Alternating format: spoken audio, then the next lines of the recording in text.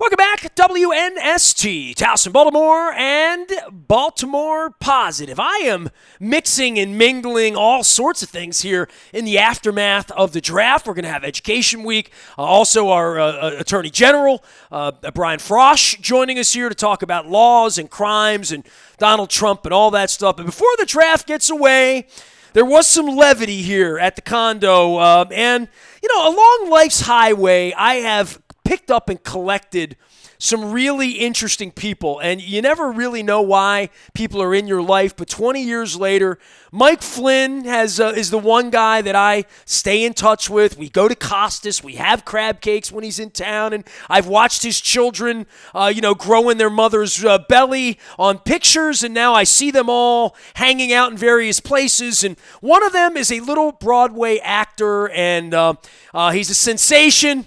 Jake Flynn is the bigger star of the Flynn family, even though Flinner's got a Super Bowl ring. And Flynn, to honor you, I have brought out the John Ogden Ravens draft hat here in the aftermath.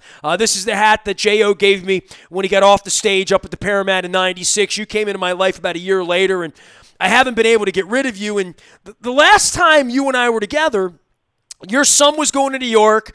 You were looking for recommendations for great wings in Manhattan.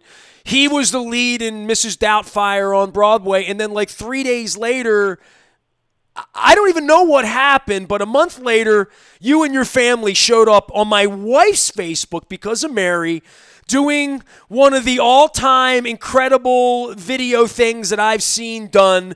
And I just want to get the whole story. So, I love you and all that. We haven't talked. Yeah. I don't green room you or anything. I know you've been busy running around with kids, but this is a hell of a thing your kid put together here, and I'm going to show everybody when I get a chance and get it up here on my little phone. So yeah, Good Morning Baltimore, the show Hairspray, obviously it was set in Baltimore, but when he was in Charlie and the Chocolate Factory, the writing and directing team were the same people that did Hairspray in Baltimore. So, you're sitting in the quarantine, and Jake had an idea like, I should change the lyrics to Good Morning Baltimore to Good Morning Quarantine. So that's simple enough, but the process was cool. He contacted the writer of the original play, and they, he wrote the lyrics, but he got a crash course on writing lyrics and the rhyming and how it works and what doesn't work. And, it's pretty easy when you already have the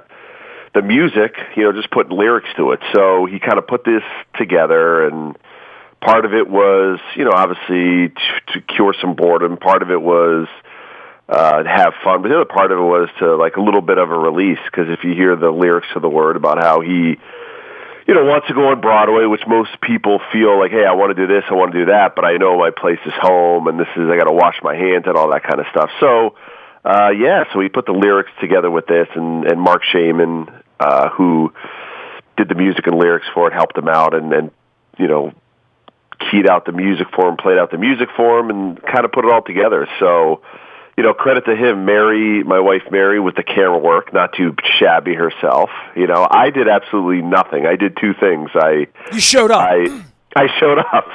I danced one time, and I yelled out, "Jake, you got to put pants on." That's pretty. I love that the neighbors were involved in this. Yeah, it was awesome, and they were so cool. Mary's like, I got to get the neighbors. I'm like, geez, Mary, you know what? It's and that day that we did some of the outdoor filming was super cold. I'm like, you're going to grind the neighbors. They're like, yeah, we'll come out. And the best part were the dads, too, all in, with dancing and all that kind of stuff. Got dressed up a little bit for it. Yeah, I got dressed up, whereas, they could have been but I think at this point, they were like, oh, well, we got an hour to kill. Let's go outside, have some fun, be a part of the video. But, it was fun. That's what, that's his thing now, with everything going on here. He's written a couple shows already that he's penned with different people. Wow. So that's kind of like his Well, hold on. Yeah. Take me back. Mike Flynn is here, former Ravens center, Super Bowl champion, and second most famous guy in his family now that Jake Ryan Flynn is waiting for Broadway to come back. And, we're waiting for football, Broadway, baseball, all these things. And I should also say that you've done a lot of sports radio up in Boston, and, you're as into, hey, where are the Red Sox and what happened to the Celtics, and there's no Stanley Cup and there's no Masters, because we're sports fans. fans, right? But so you were headed to New York. I can look through my calendar and tell you the day that I actually had you on because you and I spent a morning together, and it was like your son was about to go to Broadway. You did the show with me on Wednesday, March 11. Literally, you were the last guest I had on before COVID. Literally, yeah. So, that I did Greg's on, and I did you that morning, and then that night I went to Sports Boosters, and that was the night that like the NBA and all hell broke loose that night, that Wednesday night. Yes. Yeah, that was they closed down Broadway literally the next day, that Thursday, where they. Did he ever go on stage with it? He did. He had an opportunity, so he did 2 dress rehearsals, which they're not open to the paying public. It's invite only. But then they did 3 shows, preview shows, to the paying public. So that was it. So he never got an opportunity to do the opening night, which there's a build up. Usually there's a month of shows until you get to the opening night, and they change the show over the course of a month. So he did get in front of 3 paying New York audiences, So yeah, it was very disappointing, certainly. And at the time, it was disappointing because you didn't know the extent of what was going on. Right? We're all in the dark, pretty much as everybody else. You heard about it, dude. I remember that day telling you we were pissed about Pearl Jam, right? Yeah. Like Pearl Jam had just canceled, and you and I did radio like a day and a half later. And we were like, because we were going to go to Pearl Jam together, right? I mean, you were coming down for that, and yeah. And it was just like this tsunami of, okay, this got canceled. And I said, okay, a lot of people, and, NBA was gone, but, and then Broadway was shut down. So, initially we thought it would be a quick turnaround, and obviously here we are now. We're at the end of April, and it doesn't look like it's going to end anytime soon, certainly not opening up Broadway. So, so we did a few shows there, and, now we're just in the waiting game. Certainly a lot of disappointment. But, you got to look at the big picture here, and it's, there are a lot of people right now struggling that can't do this, can't do that, but now it's even worse than that, right? People can't work and people can't pay for things, and the market's tanking. You got all these people looking to retire and all that kind of thing. So I got 10 hours on the phone with Wells Fargo waiting on hold for a PPP and a small, SBA. So and I still, as I sit here, I have no idea if or when or how that money's coming or not, or whether my bills are going to be, literally like everyone else, right? So we're all in this boat, which is why. When your boy dreams this thing up, I had no idea it was going to. So I got to give you the whole story because I have had, much like there's a couple things in my life I still need to do besides the Northern Lights and a safari in Africa, right? The one thing I need to do is get you and your wife to find the videotape of the Super Bowl parade that you and I were in. That's on the list. But the other thing is John Waters. I've had you on the show many times, but John Waters is like never been on my show. So I have made a real stink in the last couple of years, like out online, about like at some point, he's never said no. He doesn't know I'm alive. He doesn't know who I am, right? So there's no way he would know who I am or anything like that. I've never asked him. I've never been in a room with him other than he made me laugh at the lyric a couple of years ago. He did a Christmas thing and I went.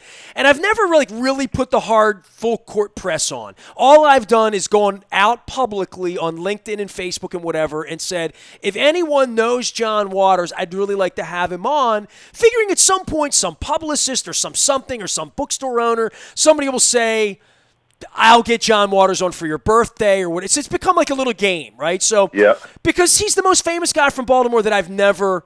Dude, I had Cal Ripken on last week, right? And the governor comes on. People come on, but I've never had John Waters. So last week, and I take these pictures every day, sunrise out the window of the harbor, right? I take these beautiful pictures, and I usually put like Good Morning Baltimore or Good Morning or Good Day or Top, whatever I put, but I don't equate it with the song because I don't know Hairspray. I don't know the song. I don't know the movie. I don't know the show, okay? So it's not that I'm not a show guy, and I proved this to your wife by putting up me singing Consider Yourself and I Do Anything in Oliver when I was Jake's age. How old's Jake? I did that play 13. in 1980. I was 13 years old when I did Oliver's. He's 14, 13? He's 13, yeah. I was his age. So I showed Mary, make her go and show you, that I transported a videotape to digital, same as I'm going to do when you find the parade tape on the Humvee. Okay, so all of this happened last week, like on Monday. If you go back on my Facebook, I put Good Morning Baltimore up, and I made a little John Waters reference because somehow I equated Good Morning Baltimore for the first time in my life with a song. And on Monday morning, I went out on the YouTube and I found the song. And I listened to it and I thought, could I sing this? Could I lip sync this? Could I go around Baltimore and do a grand video to the song, either singing it, lip syncing it, faking my way through it, singing it poorly or singing it well, however I would sing it. And on Monday, I started learning the song, Flinner. So I started, so I started that thing, right? And I was driving my wife nuts with it. Like Tuesday and Wednesday, so I found the karaoke version on YouTube, and I should pull it up just so I could show you that I really was, because I've shown your son doing this. It's already in my search. Good Morning Baltimore was in my search, right? So I thought of this as like sort of like a little funny thing I could do.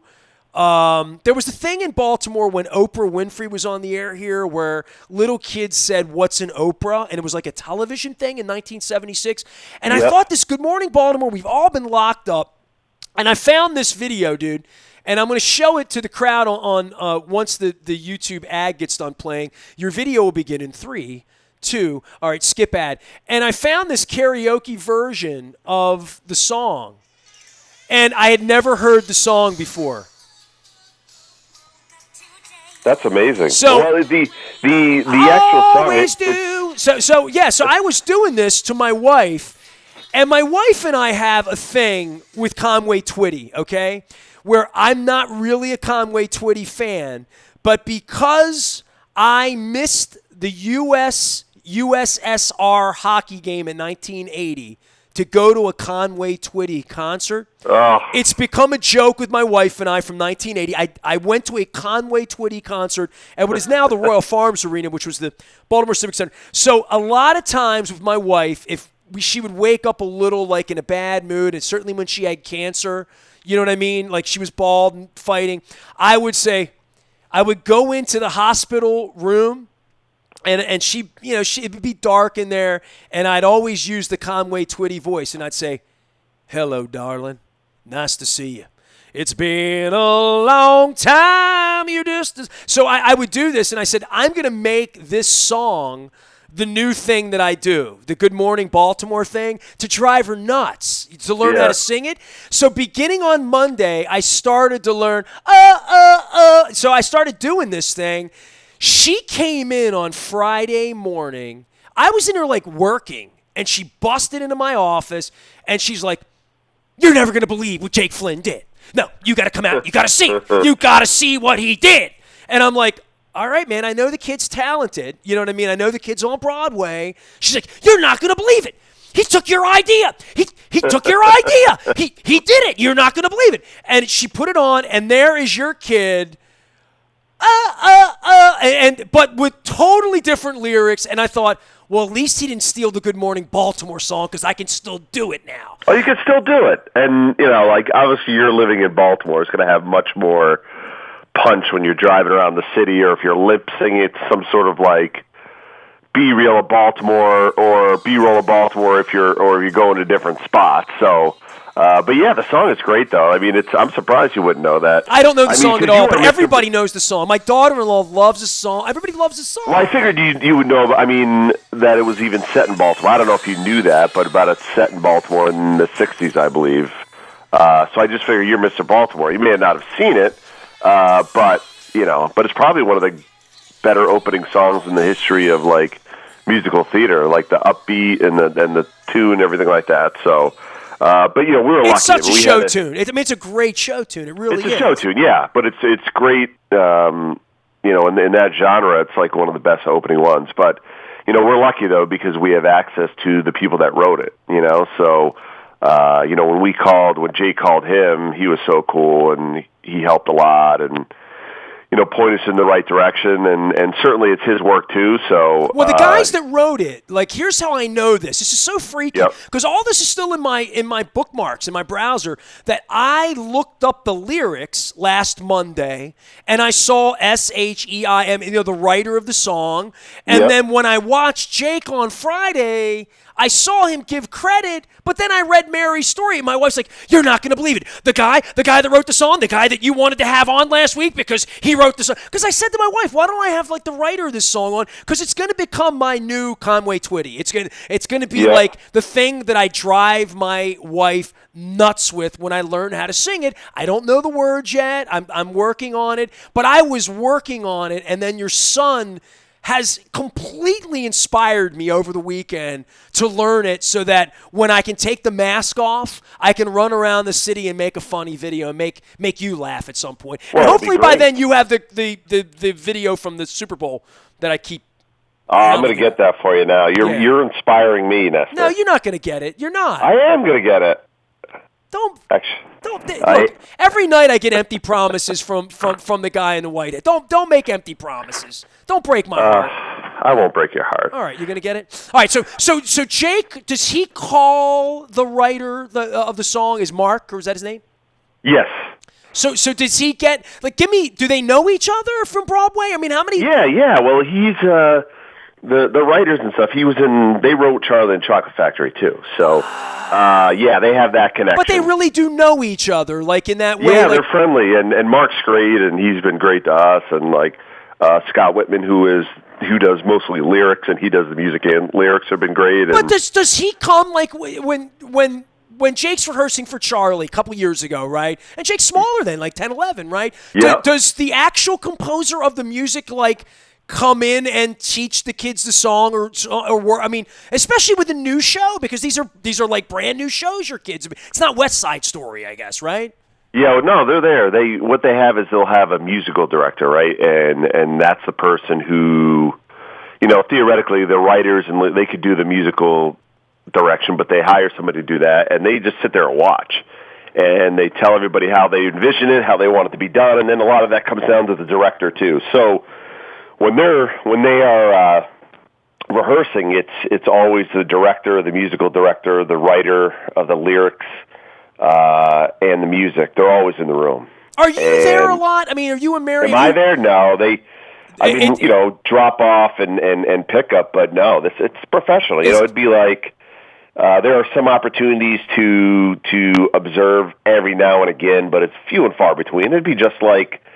The professionals at Ravens practice, you're not bringing your mom and dad. Every once in a while you can, but, they have, even a lot of the producers and money people in there, they have a director for Doubtfire, Jerry Zaks, who's amazing, and he's won multiple Tony Awards, and, he kind of said that he doesn't even want them in there popping in because it's a distraction, they have 3-4 weeks or whatever it is to put on a production that could make or break a lot of people. It's $1 million industry, and there's a lot of pressure on them. So, yeah, there's not a lot of time to go in there. And the parents, too. I mean, you're talking about useless people to the equation, right? So they don't want you around there too much. So what they have is, and it's usually to a certain age, and I'm not quite sure what it is. It could be 15 or 14, but until a point they hire somebody, like they call him a child wrangler, to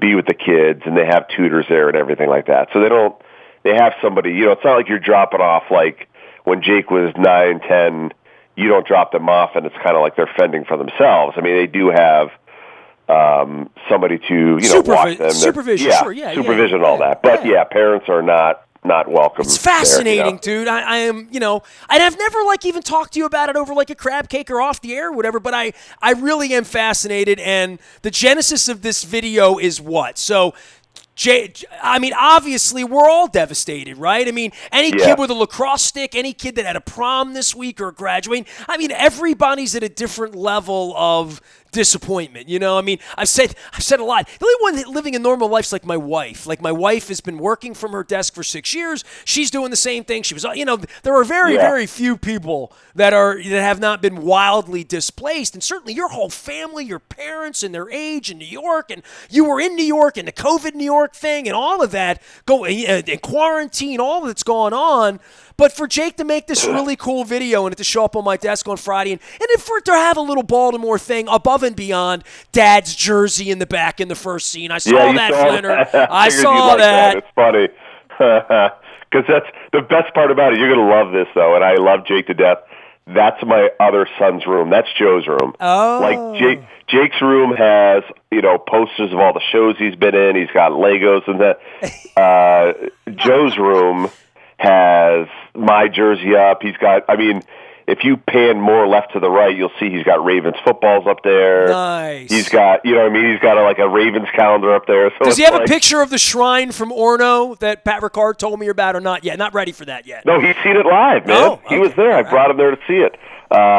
So that's the only deceiving part. And it's funny about it because the people that know Jake, they probably must have been thinking like, oh, wait a minute. So now he has all these baseball pennants up there. He's got footballs. He's got a football uniform in the back, a Raven stuff. They're like, so Jake is into that now. So that was the only false advertising in the video. But yeah, I think it was just to release some frustration too. I mean, I think honestly, this quarantine, I think, like, at least I'm not talking about the financial implications, but the social aspect of it, I think, is so much worse on kids than adults, right? Because, I mean, even as social people, right, if you're working, there's a schedule and everything, but, like, kids, man, they don't interact with anything. Like, my kids, they do have each other, but that's run thin a long time ago. But, you know, where we live, and they have some amount of freedom where they can walk to school, they can ride their bikes after school, and then they have friends, and they play sports and everything like that, and, like,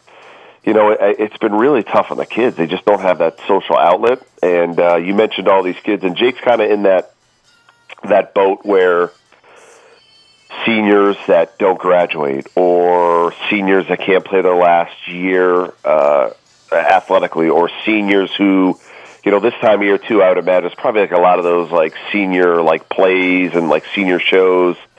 There's these, you know, things in high school that these kids will never get to do. Well, that's kind of like Jake's situation right now, because realistically, he may never do the show again. Well, realistically, we might not play football or baseball or, you know, I mean. Yeah, like a lot of these kids, like, you know, baseball and lacrosse and track and graduating, those are experiences like, I remember those spring seasons, and I remember like the last 3 weeks as a senior. Oh, my God, it was the best time of my life because I didn't do anything. You know, I knew where I was going to school. That was all set. You know, the academic part of it was pretty much non-existent, and it was great, you know. So it's kind of like Jake, you know, he did a lot of the great stuff, but unfortunately more than likely, he probably will not go back to the show. I mean, it's not definite. We don't know what's going to happen, but, you know, kids outgrow parts, and he knows that, and he's been, you know, upset about that, and, you know, he decided to do the you know, the music video and stuff. How long did it take him to do that? To sing it. And well, it came out Friday morning. When did he dream it up, and it came out Friday morning? The whole process took a while. The actual video and like singing it and getting on the video only took a couple days, like probably a day or two. But the actual coming up with the lyrics and working with Mark was a while, you know. Oh, right. So he put a lot. I mean, this wasn't like a little thing he just threw together. He wanted it to be as professional. The lyrics took a while. I mean, because we wanted to be good, and some of it had to do with like with talking with Mark too. We didn't want it to stink. I mean, we could have easily rolled out something that was funny, and I think it would have its desire. But I don't know if the lyrics were as good there. So, you know, getting the lyrics part down and how we're going to sing it took a little while. But the actual like, you know, once we got, you know, he put down the track and then Jake sang over the track. Once we did that, I mean, the filming was very easy. It's so amazing, you know, with iPhones and everything like that. Like, I think it was like a day and a half. And I give credit to my wife, like, do this, do that, let's send this to him. And it was simple. But, yeah. I'm worried about how much she's drinking. I mean, I saw that in the video. I'm concerned. Tell her I'm I will concerned. say this. She's not drinking that much, but she's probably drinking more than she normally would. We all. Who isn't, right? I've come to Miller Lite for me now is I didn't realize how good it really was. And I remember my dad growing up used to come home from work, you know what I mean? Before I could even say, hey, how's it going? You'd hear the of the Budweiser can. I guess, I assumed like he just liked the taste of the beer. Well, that's like me and Miller Lite now. It's become like, I'm just going to have a beer. I don't need water. Let me have 2 or 3 of these. And I saw that earlier. I think I commented that you should get an endorsement like, Madden did back in the day and Billy Martin, So, hey, dude, I'm going to check back in a couple of weeks. I hope your boy gets back on Broadway. I hope we all get back to doing well. I hope you get back down here to have some crabs and bring Joe down here in a Flinner jersey. And, we'll get together. And, I really had big plans to come up to New York and see you this month. We had Pearl Jam plans. I had scored the tickets for us here at the Rofo Arena. So hopefully we put this thing back together. But it's great, really great. And the timing of it all and me learning the song. And please tell the Mark, the writer that I'd like to have him on, and tell the Good Morning Baltimore story, because it's a good story to tell given the pictures that I put up every morning. There's a reason we're all in this together, and there's a reason I've now encouraged your wife to find the film, okay? Tell her if she finds the film, I won't tell anybody how much she's drinking. I will. All right, man. Take care, Nestor. Good talking to you, bud. All right, man. Mike Flynn, my dear friend, Ravens Super Bowl champion. His son is starring. Jake Ryan Flynn, starring in Mrs. Doubtfire on Broadway whenever it comes back, and the video's up, and it's just wonderful. Good Morning Quarantine. Look it up on YouTube, and I've shared it everywhere. We are WNST.net. We're keeping calm. We're staying local, and we are Baltimore positive.